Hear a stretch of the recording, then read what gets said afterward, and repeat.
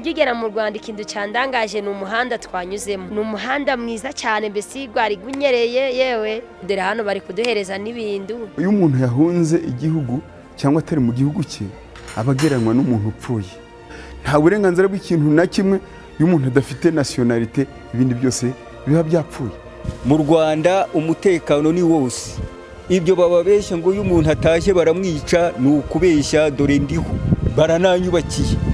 Urumva nyine igihe cyatakaye ndikigaruka, ubu ibyo twatakarije ngiyo nibyo turimo twicuza, ariko gake tumaze muri u Rwanda turabona ibyiza byarwo kimwe n'imiyoborere muri rusange.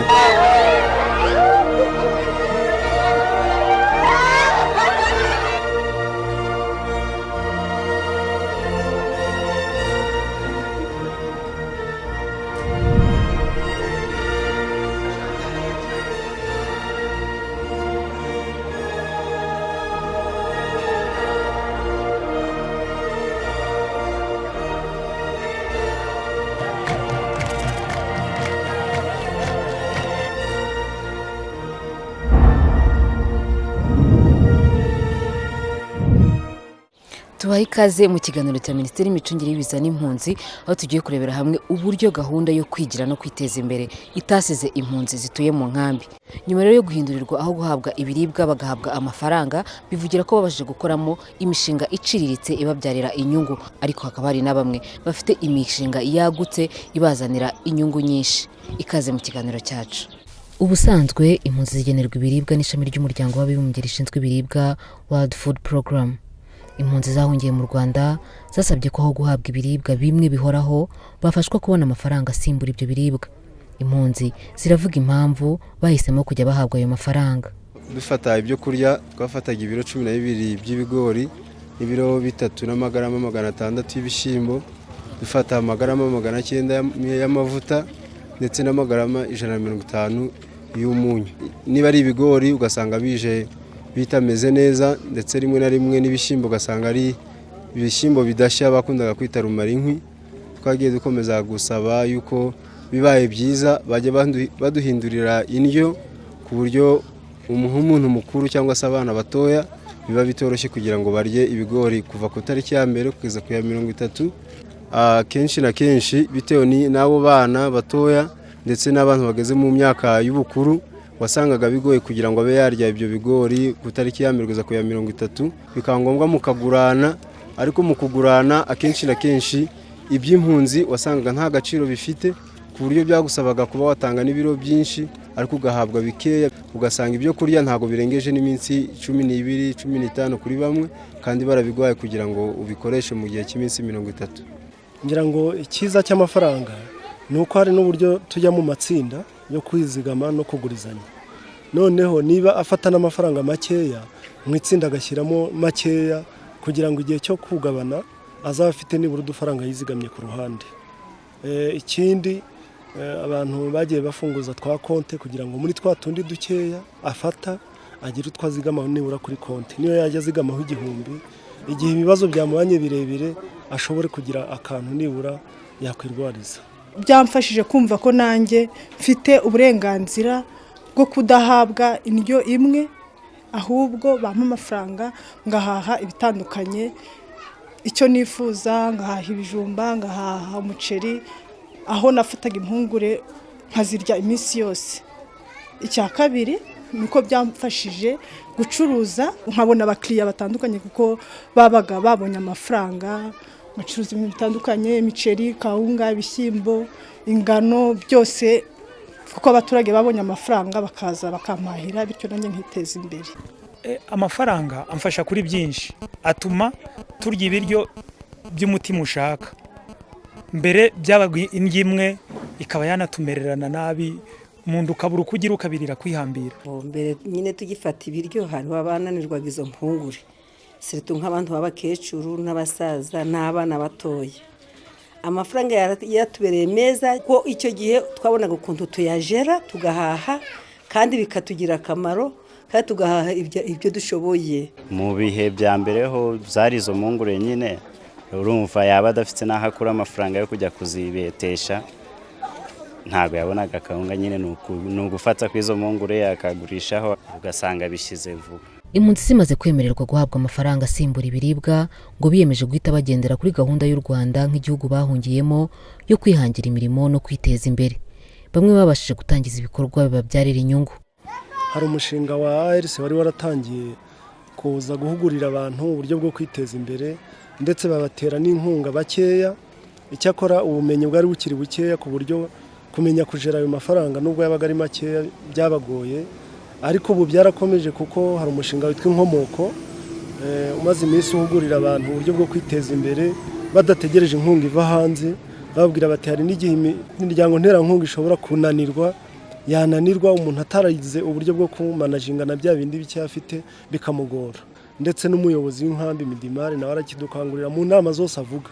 Ayo nafataga ubu ngubu ni 6,300, nafataga 41,000 n'amafaranga 100. Nahahaga ibyo kurya bitandukanye, umuceri, kawunga, ibishyimbo, ariko ntibindangiriza ukwezi. Ubwo rero kubera ko nafashe umwanzuro wo kuvuga ngo nshakishe ikindi kintu cyunganira ya mafaranga pamiduha, ya misi isigaye nkifashisha bwa bucuruzi bwanjye kugira ngo ya misi 30 irangire amafaranga bampa azaze ntarashonje. Ubundi ntangira nageze muri iyi nkambi dutangira tubona akazi bari kubaka aya mazu dukora kimina, ubwo bampembye nge n'umutware wanjye twabonye amafaranga 600. Duhita dutangira gucuruza, akajya kuzana ibirayi hirya hajya mu Gasarenda tukabicururiza hari mu gasoko, ako ntago byagendaga cyane kuko abantu bose babaga bafashe ibigori, ibishyimbo. Mvisa yaje tugeze ku mafaranga ahwanye na 3,5 n'igice. Twaratangije cya kimina twahembwe gihe twakoraga muri ARC. Iyi nzu twarayiyubakiye, tutangira ntago hariho sima, hariho amabati gusa dukoresha ibyondo, ariko nyuma twashizeho amatafari dushyiraho metalike kuko ubucuruzi bwagendaga neza. Kugeza kuri uyu munsi iyo tugiye kurangura ntago tujya munsi ya 13,000,000 twujuje stoke yacu. Iyo tubishyize hano bahembwe amafaranga yabo baraza bakatugurira, ubucuruzi bukarushaho kwiyongera kwaguka. Nabanje gukora ibiraka, maze gukora ibiraka nubaka bino biraro. Noneho maze kubaka ibiraro ariko mfite icyo gitekerezo ngo wenda nzagura inkoko imwe, nimara kugura inkoko imwe nyishiremo. Ubwo noneho ngira amahirwe umushinga wa livelihood uzamo no uri kuvuga ngo abashaka kwikorera ku giti cyabo nangwa se gukora imishinga babateza imbere. Nanje babampaye 120. Ubwo ndongera ngura ibikoresho, nkomeza no kuja ndayahahisha, ngure mishwe imitoya nza ndayihahira. Nyuma haza zimwe ziza kubibisake, zimaze kubibisake ya masaka nkaje nyagurisha nkagumya ngahaha kugeza ubwo zigiye zirakura, zigeza ubwo zigeze amaginga yangaye. Icyangiranye inkoko enye nizo zabyaye zino nkoko. Ubu mfite 43. Inkoko zikamba ifumbire, kaja mpinga mw'utwaka tw'umutujaride, kaja njana mu turima tw'igikoni, naba nkodesheje n'akabari ruhande nkaja njanayo yafumbire bikaja bimfasha. Ubundi amafaranga bameza nka business tuba turi gukorera hano mu nkambi. Tuvuge nk'urugero nkanje ku magi bangurira amagi cyane. Iyo bafashe amafaranga uwo munsi barangurira, bigatuma mbona ayo nja guhahisha ibyo kurya by'inkoko. Ngo bagihindura badukanguriye ko dushobora kwishakamo ubushobozi wenda bitewe n'undi buntu, kuko hari udutsinda twari dufite. Muri utwo dutsinda nkabaramo nk'udufaranga nkaza nkatangira kudandaza. N'ubundi two dufaranga dukoresha kuko nta handi hantu dukura n'utwo dutsinda. Amafaranga baduhaga babashaka guhaha ibiryo wumva bijyanye nuko no kubona bimeze. Twagura ibishyimbo ugasanga ibishyimbo utetse ni bizima, ifu tukagura ifu tubona ko ari nzima, bitandukanye na mbere kuko kwari ukuduha nyine n'umutima bipfe bikunde bagomba kurya ibyo bigori. Ariko waduha udufaranga ukabaha agafu, ugahaha udushyimbo, ugahaha utuboga, ugasanga ubuzima bwo hari itandukanirizo. Abafite ubucuruzi buciriritse nabo nubwo batangije amafaranga make ngo bibafasha kunoza indyo yabo no kuzamura imibereho yabo muri rusange. Ubucuruzi narabutangiye gutya kuko nari mfite akabaze k'amafaranga makeya. Mbere nacuruzaga ibitenge, noneho y'amafaranga y'ibitenge mbishanjije mu byo kurya. Muri kano ka business ko nkora numva ko kamfite akamaro. kuko agaprofi mvana muri ibi byo kurya ni byondya, noneho ya mafaranga yataye ngiye nkayashyira mu kimina kugira ngo azamfashe mu by'abana kuhagura nk'utwenda ibintu nk'ibyo. Njye batandatu dufata 30 bura na kimwe ibyo nzafata.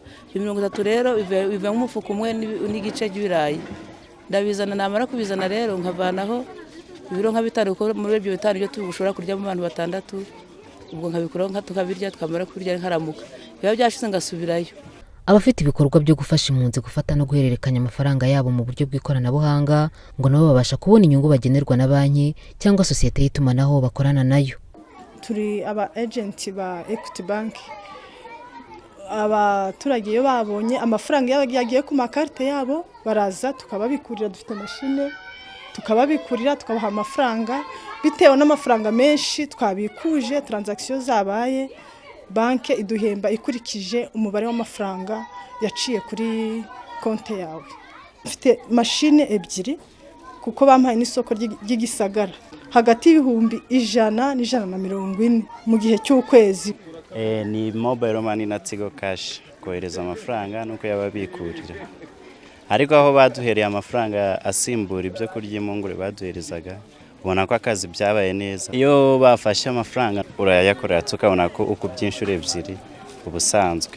Umunsi wa mbere ubundi bakiyabahereza ushobora gukorera 7 ku munsi, n'uwa kabiri ugakorera gutyo ari hejuru ya 7, mbese ntago wajya muri munsi ya 7 imwe minsi ebyiri.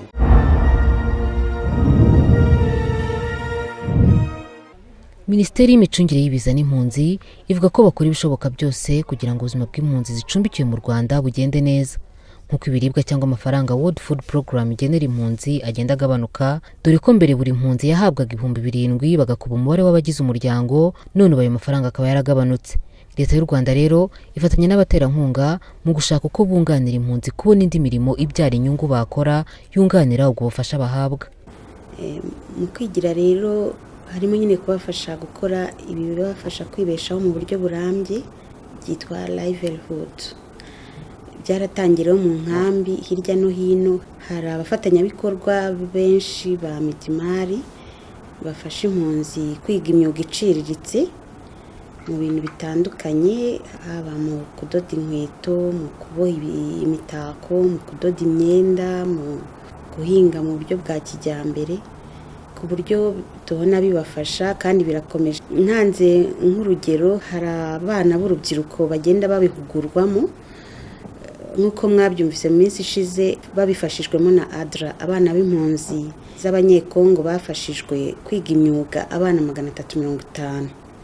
Abo bose bakaba barahawe certificate muri uku kwezi. Muri uku kwezi kandi hari n'abandi bana 75 bafashijwe na Maison Shalom, nabo bigishwa iyo myuga, nabo bahawe certificate. Iyo birangiye rero ntabwo bigarukiraho, kuko banabaha ibikoresho by'ibanze bakabasha gutangira gukora muri iyo myuga bigishijwe, bikabafasha no kubabona nyine umwanya ku isoko, ku buryo babasha gucuruza produit zabo, ibyo bakoze bikaba byabafasha kubona amafaranga atuma bunganira rya funguro bahabwa na HCR. U Rwanda rucumbikiye impunzi ziganjemo abanyekongo n'abarundi, bacumbikiye mu nkambi 6 arizo Gihembe Igicumbi, Kiziba Ikarongi, Kigeme Inyamagabe, Mugombwa Igisagara, Nyabiheke muri Gatsibo ndetse na Mahama Ikirehe. Turabashimiye mabanye natwe mu kiganiro cya Minisiteri y'imicungire y'ibiza n'impunzi. Mwiboneye yuko Leta y'u Rwanda ibinyujije muri Midimari ndetse n'abandi baterankunga bakomeza kureberera impunzi kugira ngo ubuzima bwabo burusheho gutera imbere umunsi ku munsi. Mukamwiboneye yuko kuva basaba ko babaha amafaranga yo kubaha ibiribwa, bavuga bati twabonyemo inyungu ku buryo ubu ngubu tubasha no gukoramo imishinga itubyarira inyungu, tukabasha kubona ubuzima bwacu bwiyongera kuruta uko twari tubeze mbere. Reka tubitse ko ku bindi bisobanuro mwahamagara nimero itishurwa ya Midimari 170. Naho mu kiganiro cy'ubutaha tubifurije ibihe byiza.